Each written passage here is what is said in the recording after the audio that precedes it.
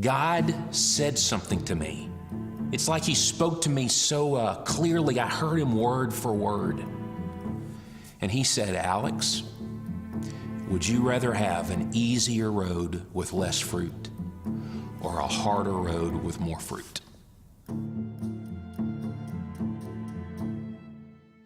And I was so stunned at that. I turned to my wife and I said, God just asked me a question. And she said, what? And I said, God just asked me a question. And she said, well, what did you say? And I said, well, I don't know, I didn't answer.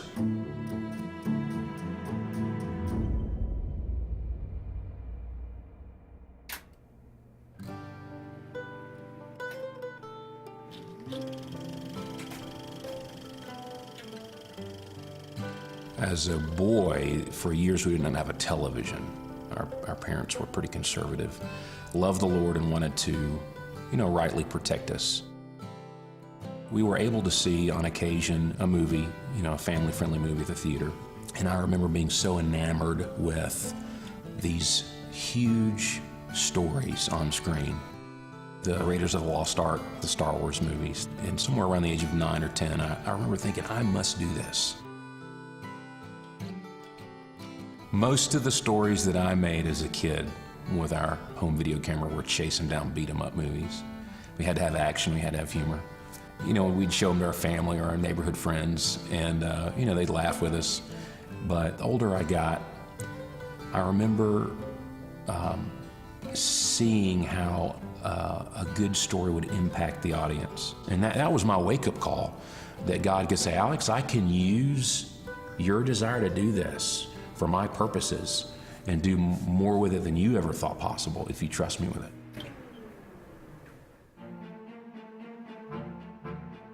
I prayed about it, and God gave me this idea for a plot called Flywheel. Flywheel was about a used car salesman who would live one way in front of his family and church friends, of course another way behind the scenes.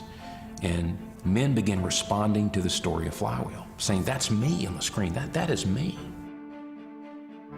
Then before we knew it, Blockbuster Video had picked it up and put it in their stores nationwide, and I was excited.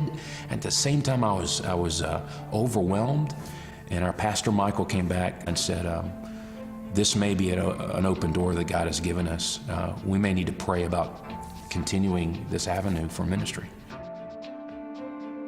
And that led us to our second movie, Facing the Giants. And I had no clue what was coming. God was about to teach us something hard and yet amazing.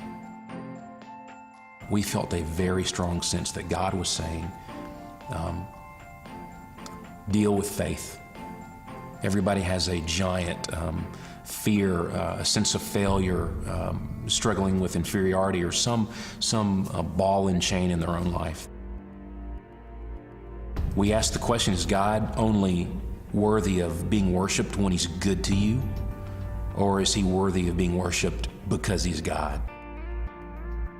I'm excited about this message. And then we go knock on several doors of distributors, hoping that somebody will pick it up and release it theatrically. No one was interested. They said, it's a nice story, not really our cup of tea, or not something we feel like would work well enough to invest for a theatrical release. So I was frustrated. And I said, God, I feel like you gave us this theme and this message. And you took us down this road, and we've poured our heart and soul into this. And we did this for you, and now it's sitting on a shelf. No one's interested. Why? God said to me, Alex, you made a movie that says that God is worth worshiping and serving whether you win or whether you lose.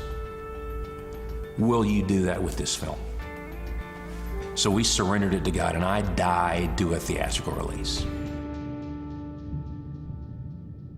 Soon after that, a music company calls us that we had asked permission to use a song in the film Facing the Giants. And they say to us, not only can you use this song, but our parent company is interested in releasing your movie theatrically. And we said, who's your parent company? And they said, Sony. It's the one door we had not knocked on. God opened a door we could not have opened. We didn't even knock on their door. And Facing the Giants was released in several hundred movie theaters in the fall of 2006. And it did better than any of us expected. The marketing budget was small. The number of theaters was so far less than any other Hollywood movie. But the response was incredible, and people were saying, this is my giant, that's my giant. God had done the same thing in my life, and watching him do it in so many other lives was so fulfilling.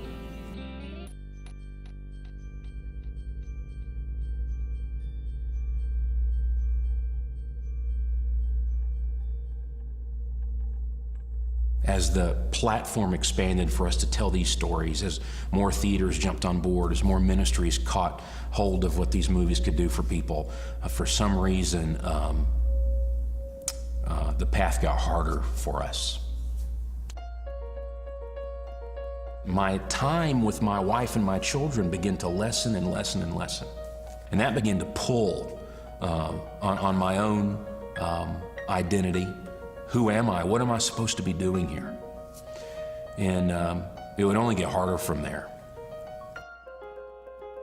As we continued praying, God impressed on us to make a film about a marriage totally surrendered to Him.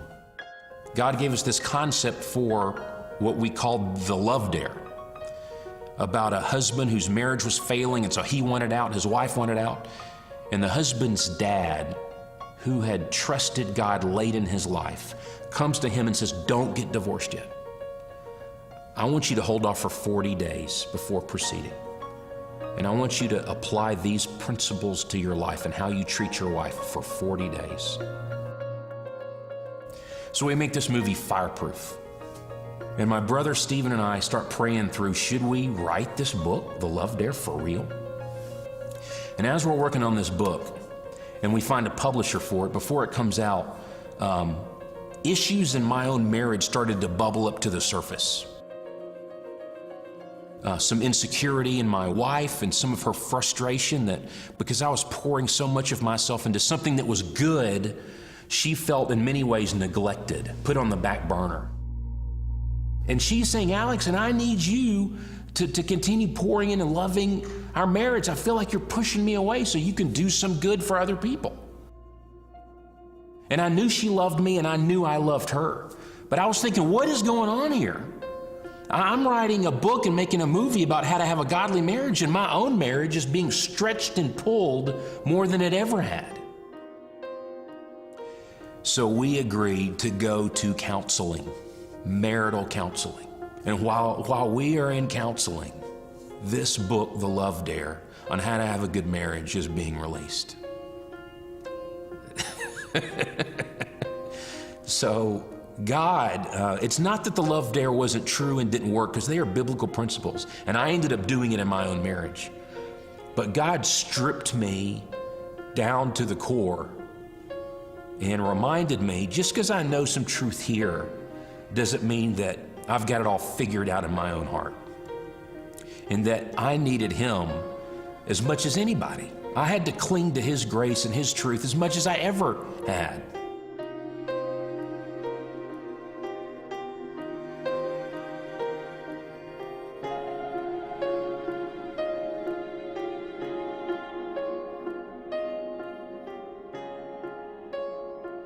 After Fireproof, God, do you want us to make another film? And if so, what should it be about? And after praying, God directed us to fatherhood. I don't have to tell you what's going on with men in our culture. They're not stepping up the way they need to step up. And in some ways, I wasn't stepping up the way I needed to step up. It kind of freaked me out because I was thinking, God, why are you making me live out the movies that we're presenting? You did it in Giants, you did it in Fireproof, and it kind of unnerved me because in some ways, I wasn't so sure I wanted to do another movie. God has a way of knocking the pride out of you. But he also has a way of using you. So, as long as he gives me the strength and the grace to tell another story, if he's there with me, I'll do it.